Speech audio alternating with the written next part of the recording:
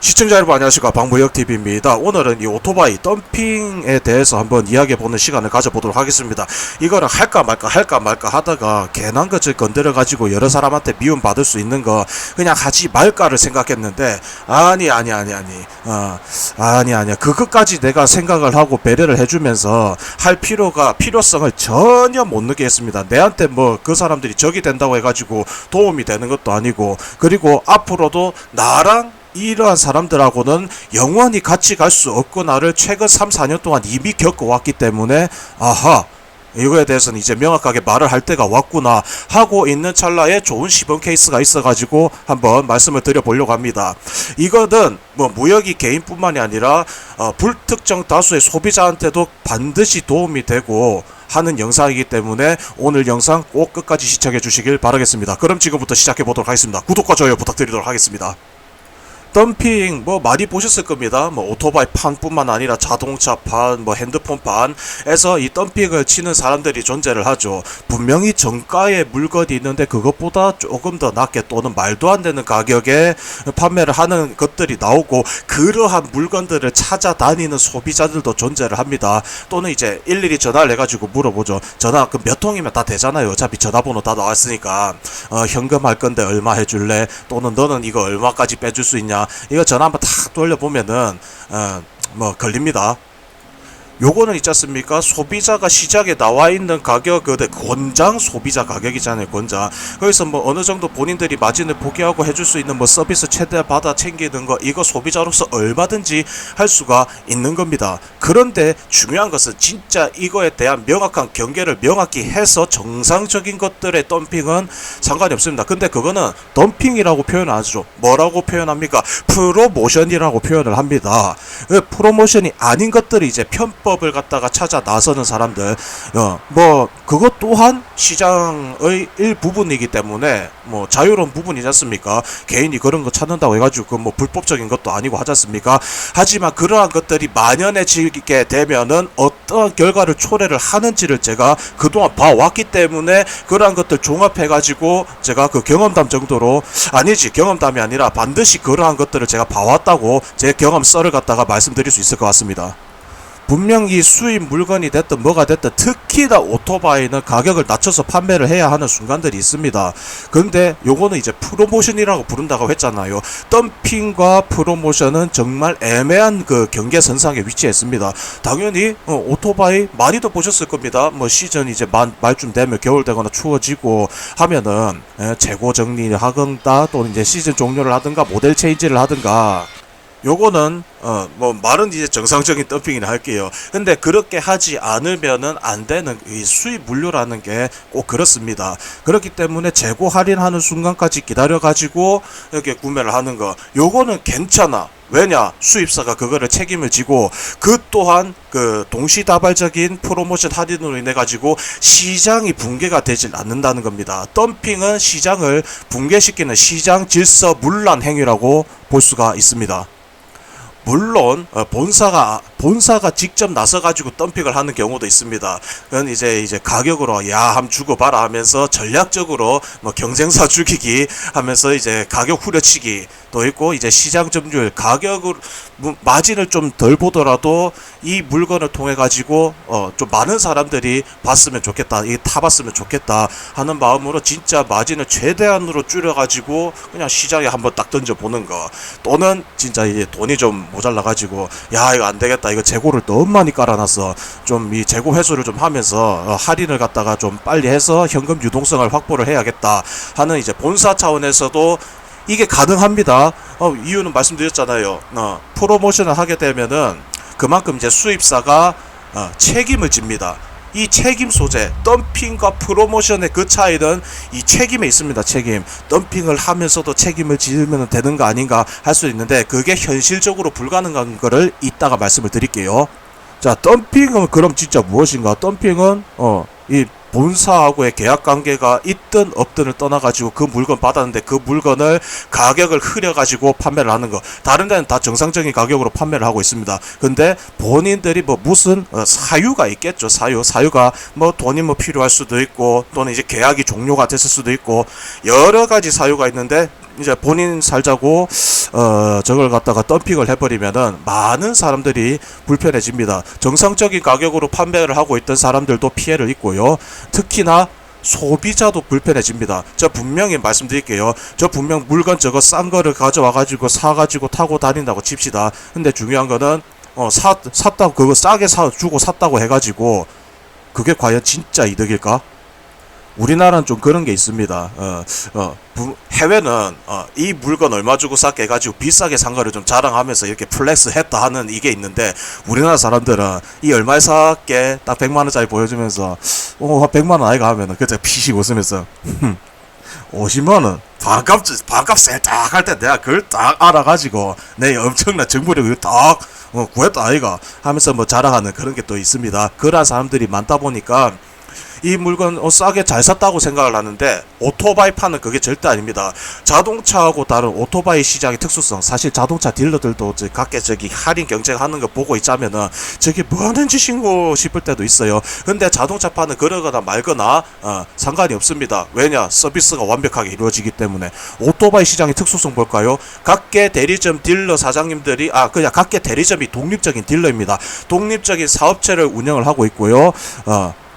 브랜드 간판을 달고 있더라도 이게 그 브랜드 간판이 계약이 다 돼 있습니다. 이거는 뭐 AS를 해야 되고 뭘 해야 되고 이게 다 돼 있는데, 근데 오토바이는 그게 지켜지기가 힘듭니다. 왜냐? 단순 이거 AS 공인만 지급한다고 해가지고 해결되는 문제가 아니니까. 벤츠를 예를 들게요. 벤츠 같은 경우에는 어느 지점에서든 내 차가 뭐 퍼지거나 뭔가 좀 이제 서비스를 맡겨야 될 때가 와. 그러면은 본사 차원에서 그 모든 제반 비용, AS 비용들을 그 마진에다가 녹여놨으니까, 차 가격에다 녹여놨으니까 어떻게든 벤츠를 최고의, 또는 BMW도 할게요. 맨날 뭐 벤츠 이야기하니까 나보고 저기 뭐 짱게 아니냐 뭐 또 그러던데, 짱츠 뭐 어쩌고 하던데, 그럼 BMW 이야기할게요. 마찬가지입니다. 벤츠든 BMW든 최고의 수입 자동차 그 독일의 명성을 가지기 위해 가지고 엄청난 서비스들을 합니다. 근데 거기에 그 차값에 수입원이 다 책임을 지게 돼 있습니다. 책임을 지면서 동일한 서비스를 어떻게든 최대한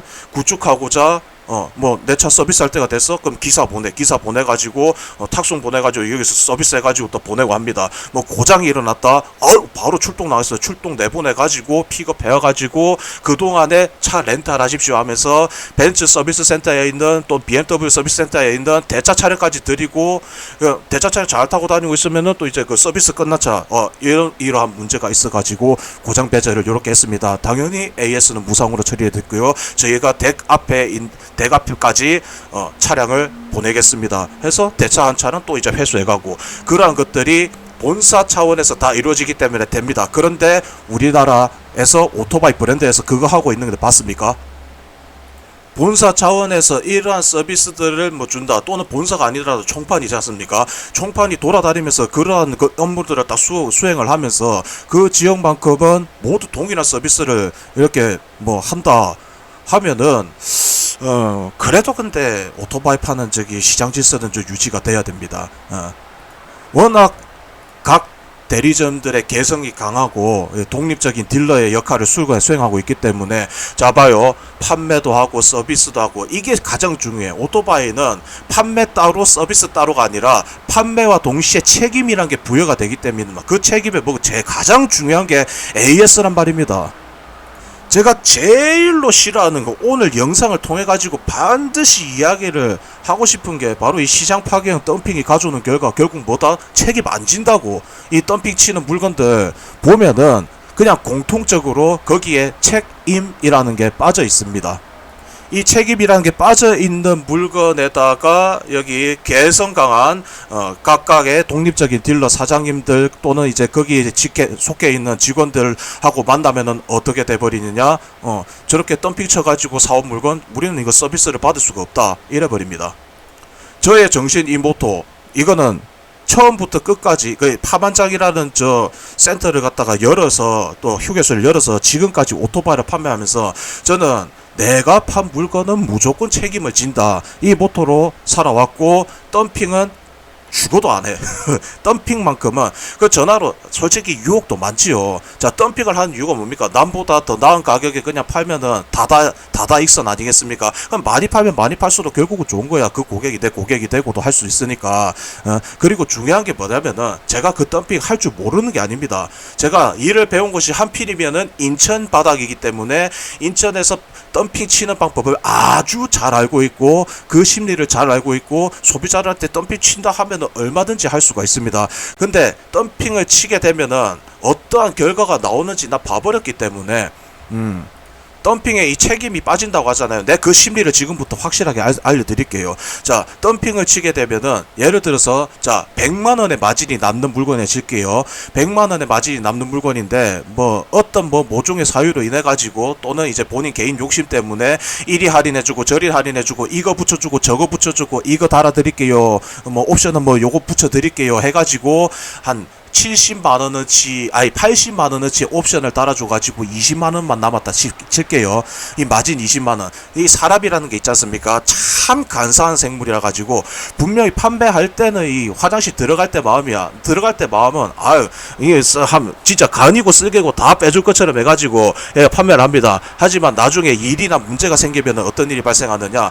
예를 들어서 한 8시 7시인가 8시쯤 돼가지고 뭐 차가 퍼졌다고 고객한테 연락이 옵니다.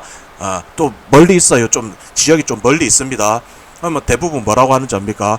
머릿속에 본전 생각이 났기 때문에 출동할 생각은 안 하고 그 주변에 무슨 그 가까운 저기 대리점샵 뭐가 있나 그것부터 찾아봅니다. 또는 그거 안 하는 사람도 있습니다. 그러면 이제 팔아놓고 책임을 안 지는 스타일 같은 경우는 어떻게 한다?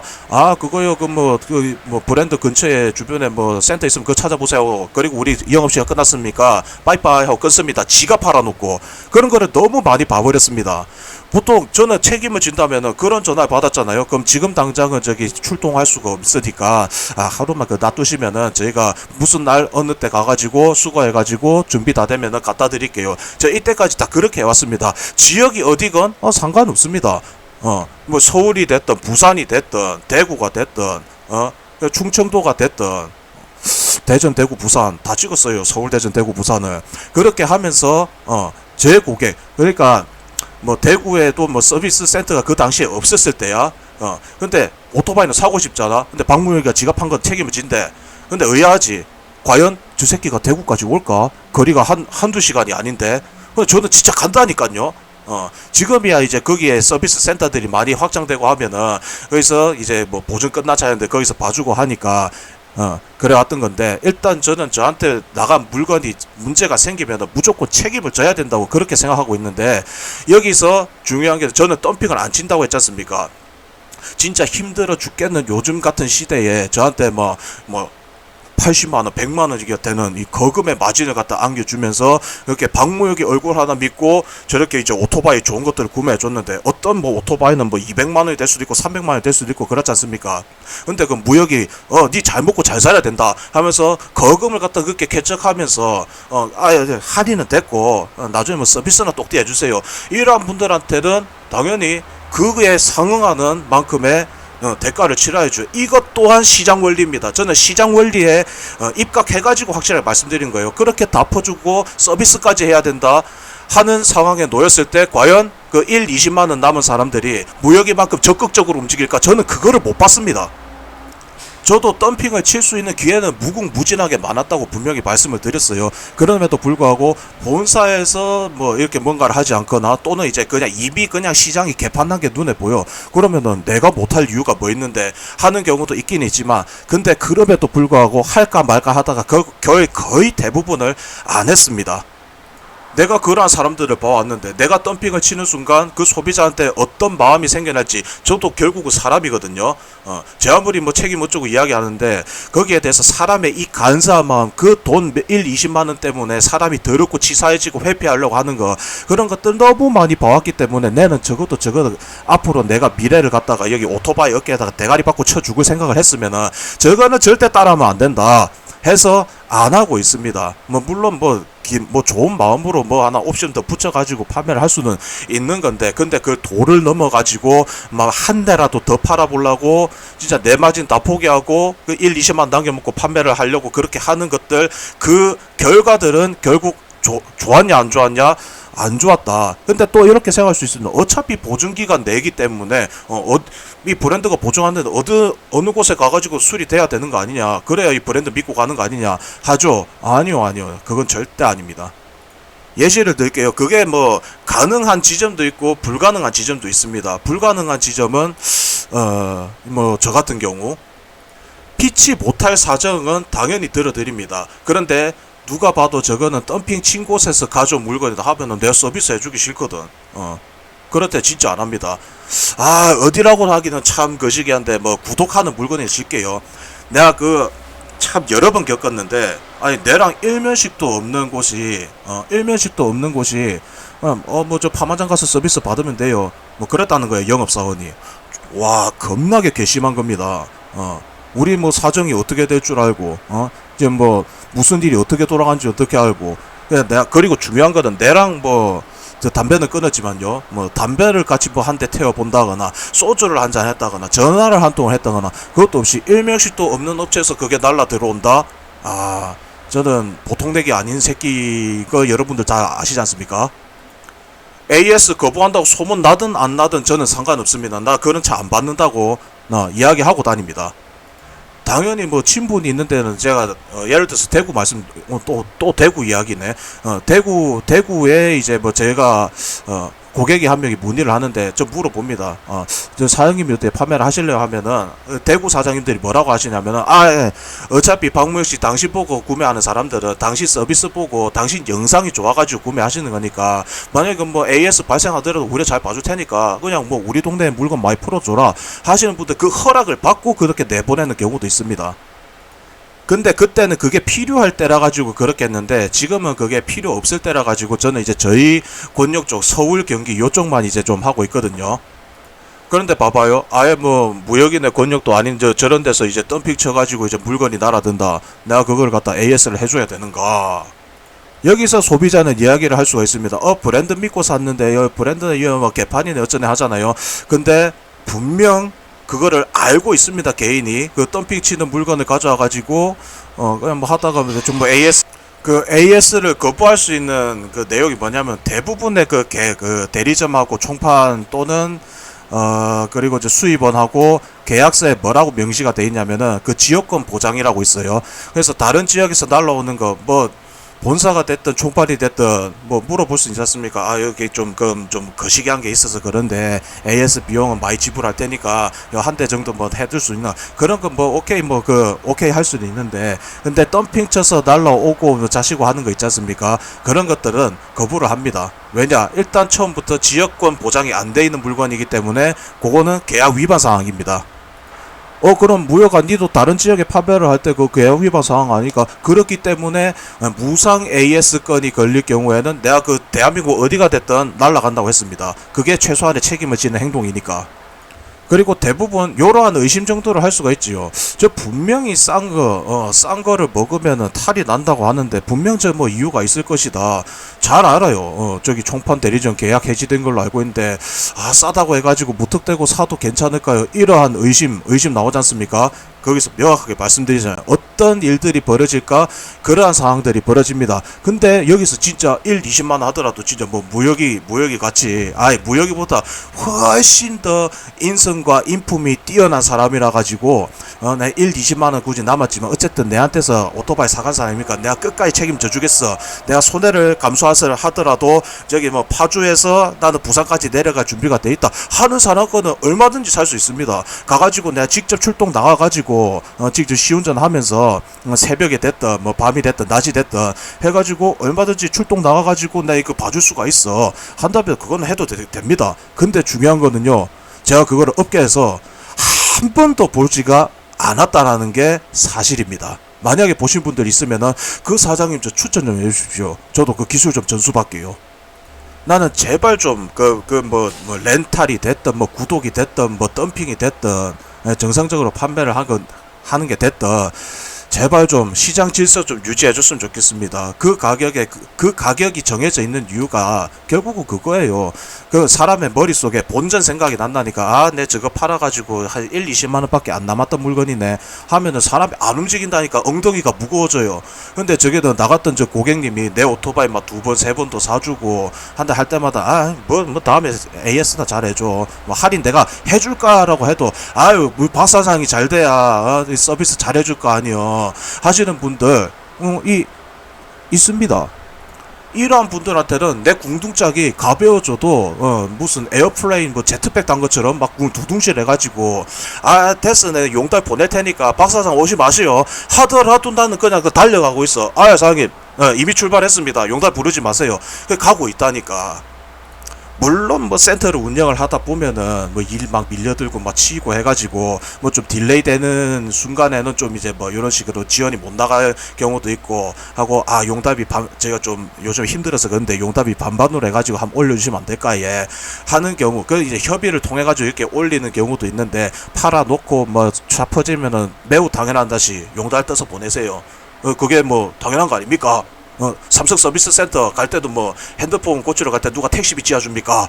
뭐 이러는 경우 그거는 저는 아니라고 봅니다. 그래서 저는 팔아놓고 책임 안 지는 물건에 대해서 대신 책임을 질 정도로 마음이 넓은 사람이 아니고 대부분의 오토바이 센터 사장님들이 무역이랑 비슷한 그런 사장님들이기 때문에 이 오토바이 덤핑에 대해서 명확하게 오늘 한번 이야기를 해보는 시간을 가져봤습니다. 그럼 다음 시간에 또 더 재미난 이야기 가지고 찾아뵙는 무역맨 되도록 하겠습니다. 이성무역이었습니다. 플러스 뭐 무역이의 뭐 이런 이야기에 대해서 반박하거나 뭐 추가 설명을 하거나 욕을 하실 분들은 얼마든지 하셔도 좋습니다만 중요한 건 뭐다? 논점, 논리, 팩트 요거에 기반해 가지고 써주셔야 제가 대응을 하는 재미가 있으니까 제발 좀 그렇게 해주세요. 이상 물러가겠습니다.